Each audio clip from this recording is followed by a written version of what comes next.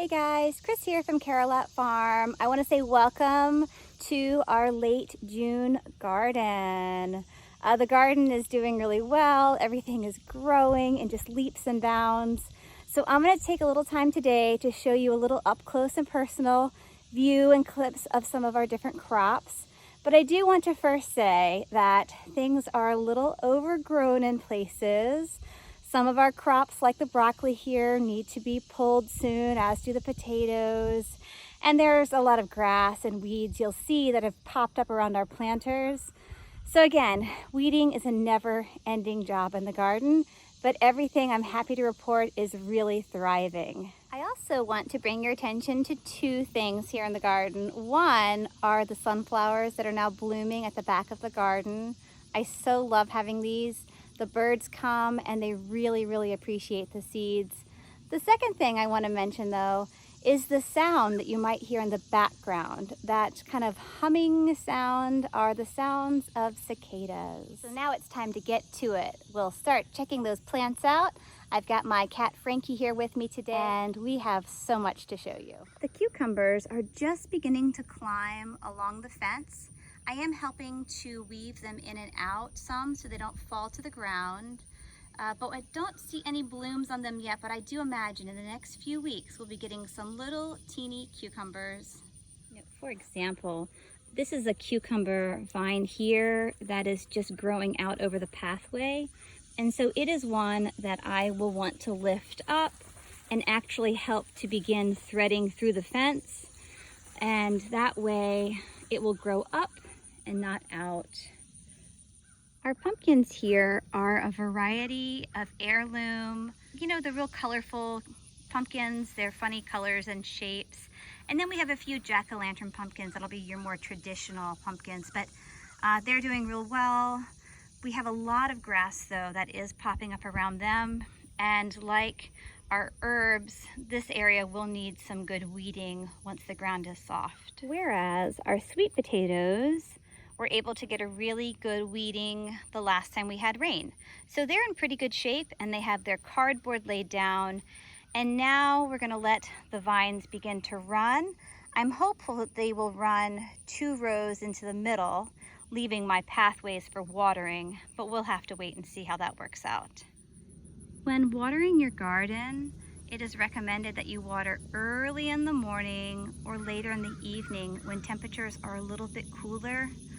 Watering your garden in the heat of the day and the full sun can actually stress the plants out more. My cats like to come and play in the garden. I don't know if you can hear, but there is, I think, a glider airplane overhead. So between the cicadas and the airplane, all sorts of noises here in the garden today. As I go about watering the garden, I now have 2 cats resting in the shade here. They're smart cats. I want to show you our sugar snaps here. Today what I am doing, I am picking the last few sugar snaps. We have just a couple of them remaining, and we'll add them to a stir fry, and then I will probably pull these little vines up, if not tomorrow, one day soon, because they are done for the season. Our potatoes, you can see here, are spent. We will soon be harvesting them. And the okra that I transplanted a few weeks back is doing very well, but it is still a little smaller than the original plants. Here are the original rows of okra, and they are a bit more substantial than the transplants.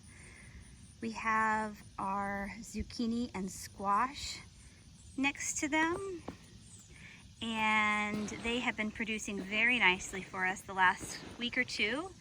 So I imagine we'll be having a few more good weeks of squash and zucchini here. And just above the squash and zucchini, we have our rows of peppers.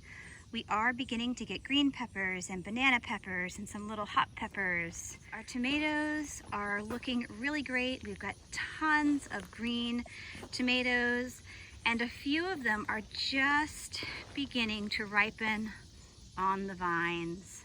My grandmother used to always say that the sign of a good garden was a ripe tomato for 4th of July. And here we have our first ripe Roma. Just another look at yet another ripening tomato. I have something very exciting.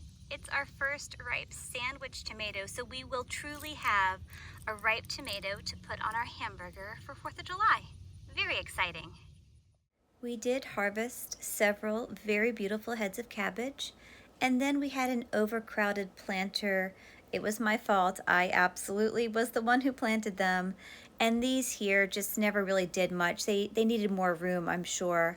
And then we had these Brussels sprouts. They still just haven't done much.